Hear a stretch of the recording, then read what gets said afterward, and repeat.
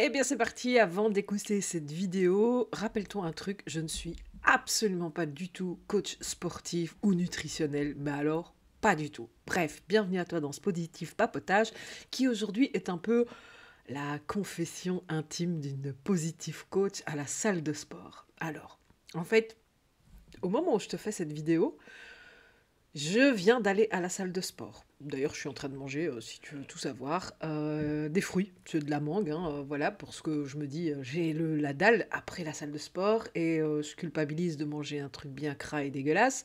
Donc, je me fais ma BA du jour et je mange des fruits. Pourquoi je te parle comme ça?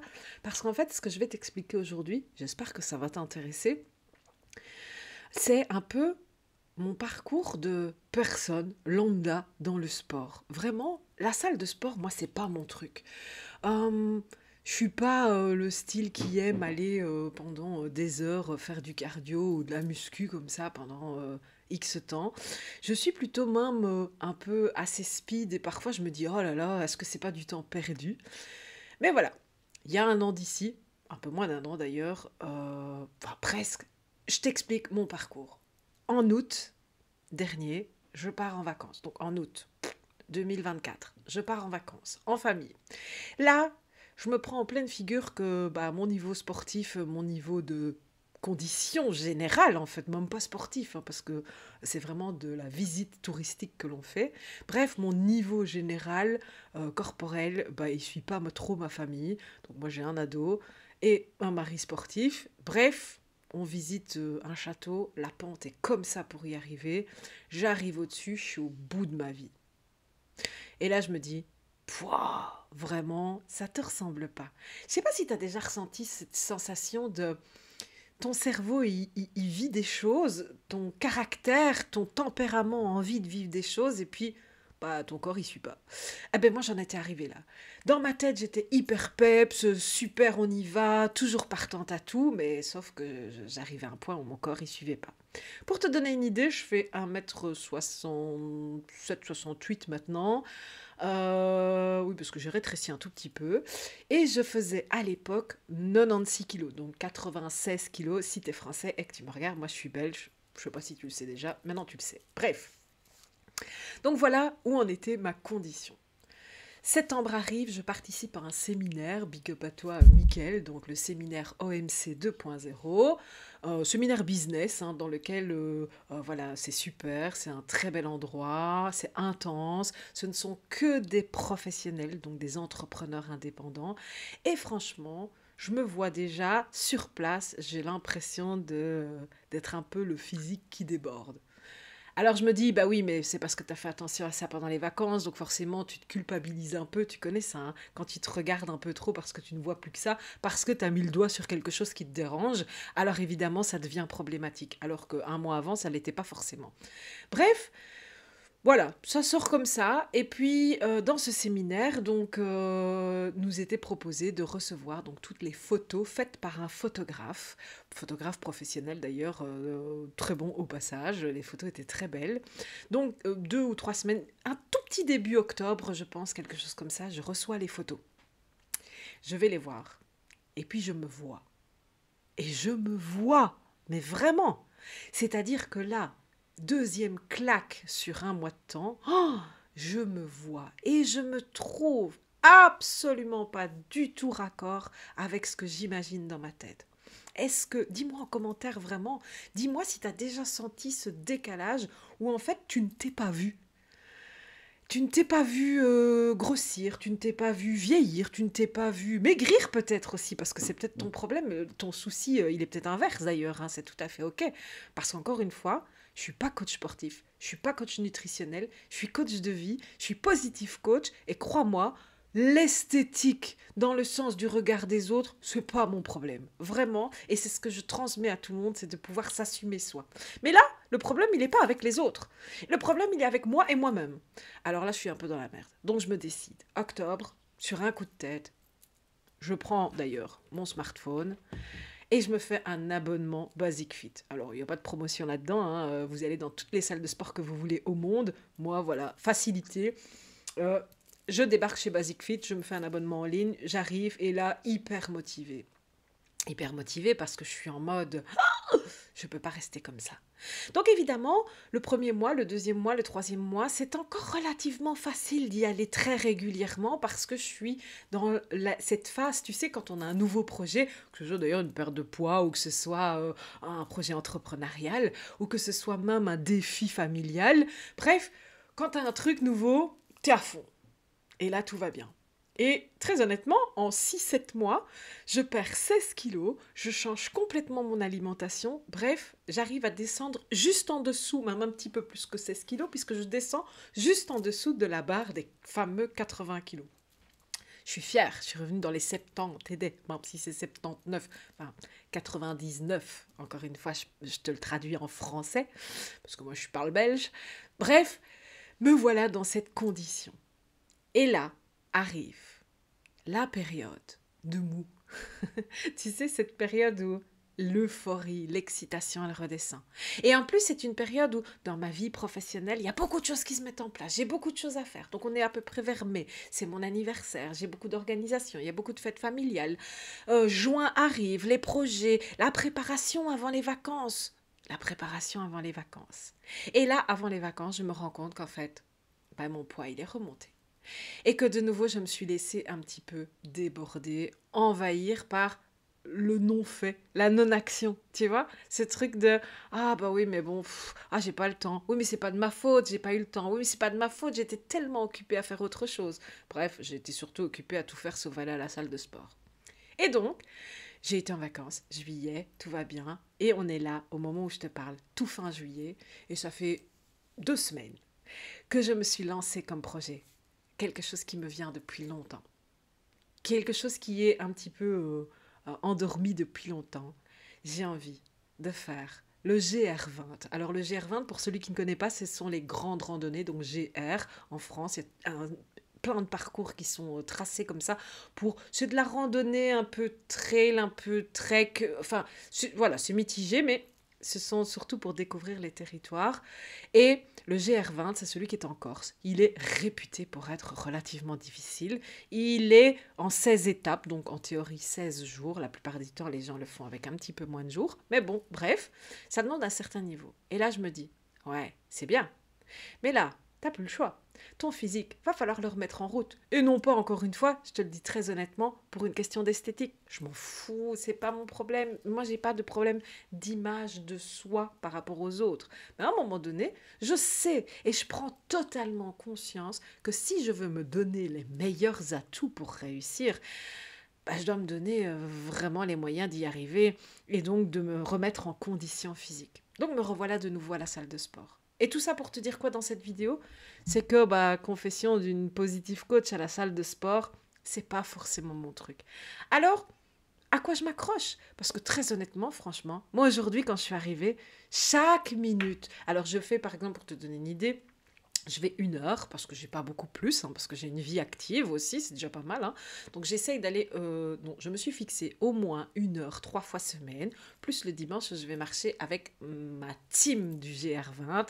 Je t'expliquerai ça plus tard ou dans une autre vidéo. Bref, donc je vais à la salle de sport, je fais 20 minutes d'un cardio, je fais 20 minutes de musculation, refais 20 minutes d'un autre cardio parce que j'ai besoin de vraiment remettre mon souffle en priorité et mon cardio en état en priorité. Mais j'ai besoin aussi de muscler mes petits bras parce que voilà, je n'en ai pas forcément beaucoup de muscles et que le GR20 par exemple ou d'autres randonnées d'ailleurs demandent parfois une micro-escalade. Alors je dis bien une micro-escalade parce que c'est pas de l'escalade, c'est pas de l'alpinisme, mais il y a parfois des endroits où il faut un petit peu se servir de ses bras aussi. Donc voilà mon programme en gros. Alors tu me diras, je suis super motivée parce que j'ai vraiment ce projet. Ce projet, il est pour mai 2027. Parce que oui, il faut rester honnête, plus d'1 an pour préparer, certes, mais il faut le préparer physiquement, logistiquement, financièrement, et on a choisi de le faire en groupe. Donc, évidemment, il faut que tout le monde s'accorde aussi, que tous les types de physiques qui sont au départ, finissent par s'accorder et se trouver un unisson pour être suffisamment capables pour faire ce fameux GR20 en 2027. Donc voilà. Pourquoi cette date 2027? Et me voilà donc à la salle de sport. Et je t'explique justement comment ça se passe.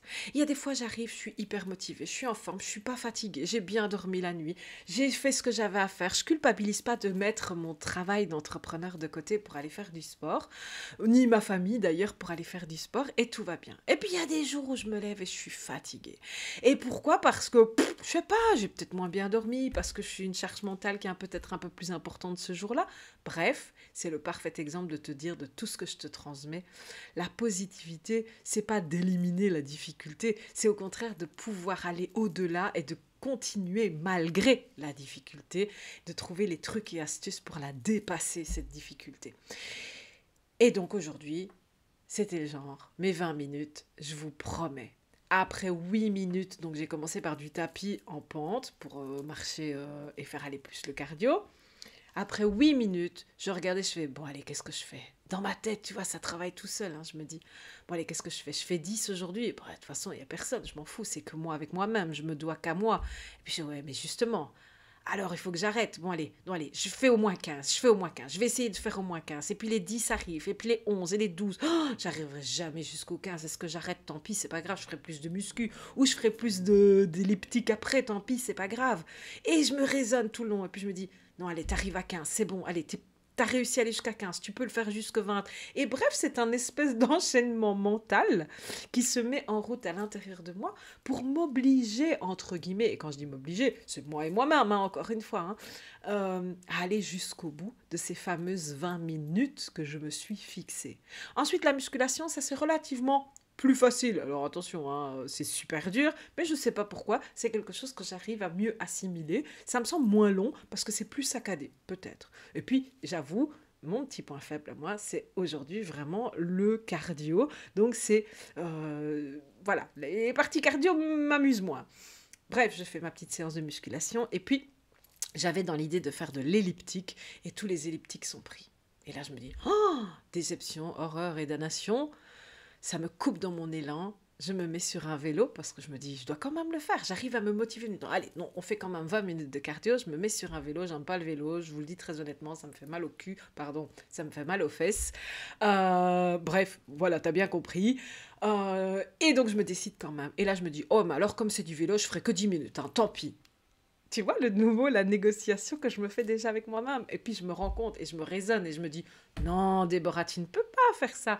Allez, on a dit 20 minutes. Donc, après les 10 minutes, je me motive. Je me dis, allez, au moins 15. Je vais essayer au moins 15. Et puis je fais les 15. Puis je me dis, non, mais non, allez, pour arriver à 15, autant aller à 20. Et ainsi de suite. Et donc, en fait, tout ça pour te dire que même moi qui suis positive coach, même moi qui suis entre guillemets spécialiste S motivation et détermination, parce que crois-moi que quand j'ai quelque chose en tête, je suis pire qu'un pitbull, je lâche pas ma cible. Mais encore une fois, c'est pas pour autant que j'ai toujours facile. C'est juste qu'aujourd'hui, je me suis créé des clés, des astuces et des raccourcis pour pouvoir négocier avec moi-même et aller me pousser moi-même au bout des choses. Et c'est tout ça que je te transmets dans tous mes accompagnements. Que ce soit dans l'accompagnement individuel sur 6 mois, donc qui est Positive Lifestyle. Que ce soit dans la Positive Immersion qui va bientôt avoir lieu ici en septembre. D'ailleurs, au passage, il reste 5 places. Je n'emmène que des femmes. C'est à la frontière belge, donc n'hésite pas. Demande-moi en commentaire si tu as envie d'avoir les renseignements. Et bientôt, je te lance en fait ce qu'on appelle le positive ancrage. Donc c'est vraiment un micro-parcours en 4 piliers. Micro-parcours, attention, dans sa rapidité à intégrer, mais pas dans sa rapidité à mettre en place, et surtout dans son impact hyper puissant sur tout ça justement. Comment à un moment donné, tu peux vraiment t'aligner et te donner cette détermination, cette motivation, ces trucs et astuces à chaque fois que la négativité ou que la difficulté arrivera. Bref, voilà ce que j'avais envie de te parler aujourd'hui. C'est ma confidence à moi, mon carnet de bord, mon journal intime d'une positive coach à la salle de sport, alors que la salle de sport, c'est pas spécialement mon truc. C'est pas que j'aime pas, j'aime l'idée du dépassement, j'aime l'idée de perdre du poids aussi, j'aime l'idée de me remuscler, j'aime l'idée de me donner les meilleurs atouts pour réussir ce super projet que j'ai aujourd'hui de réaliser le GR20 en 2027. J'aime tout ça, mais le faire en lui-même, j'aime beaucoup moins souvent, j'aime beaucoup moins et c'est comme ça, mais il faut le faire, il faut se faire violence un petit peu, comme dirait l'expression. Il faut admettre l'effort pour avoir le réconfort. Oui, il faut souffrir pour être belle, comme on disait aux petites filles quand elles étaient plus jeunes. Moi, ma maman, je me souviens, quand elle me faisait les cheveux, j'avais les cheveux très très longs, et quand elle me brossait les cheveux et que je pleurais, elle me disait: ah, il faut souffrir pour être belle. C'est un peu ridicule, hein. On est d'accord, hein. Et c'est triste de devoir penser comme ça. Mais au final, la réalité de tous les jours, c'est que souvent, on doit se donner un petit peu de mal pour avoir ce que l'on veut vraiment.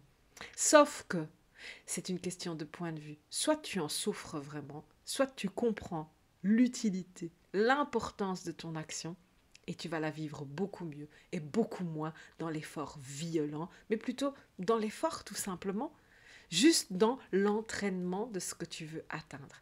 Voilà ce que j'avais envie de te laisser. Je te remercie en tout cas pour ton écoute. N'oublie pas, abonne-toi, fais la petite cloche, partage cette vidéo si tu connais quelqu'un qui a besoin d'entendre ça. Et laisse-moi un commentaire. Dis-moi en commentaire comment toi tu vis les choses quand tu es dans ta difficulté, quand tu es face à quelque chose que tu n'aimes pas trop faire, mais que tu sais pertinemment que c'est la meilleure chose pour toi. Laisse-moi tout ça en commentaire. J'aime beaucoup te lire. Et puis je te dis rendez-vous dans la prochaine vidéo. Ciao, ciao!